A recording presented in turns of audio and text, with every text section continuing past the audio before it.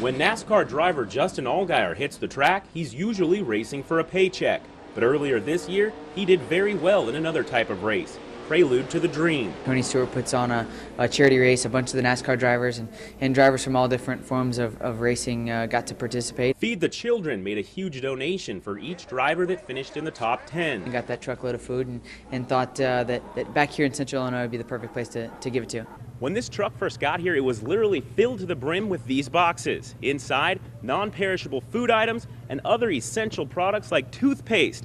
It'll all go out to more than 400 Springfield families. Each of those families receives a 25-pound box of non-perishable food. Things like peanut butter, canned vegetables, rice, cereal, items like that. In another box, there's personal hygiene items. So that'd be like, toothpaste, deodorant, shampoo, those types of things. And each family gets a box of each. Sharon Brown organized the box pickup at the United Methodist Church on 5th. It's been really exciting to work with Feed the Children. They pre-identify 400 families in need. And there's no shortage of families in need, especially in the summer. That's usually when food pantries see the increase in families coming in.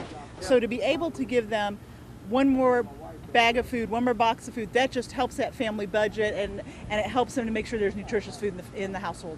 For me, it's a great feeling to know that we were able to get the opportunity to give that truckload of food away. In Springfield, Casey Lund, WAND News.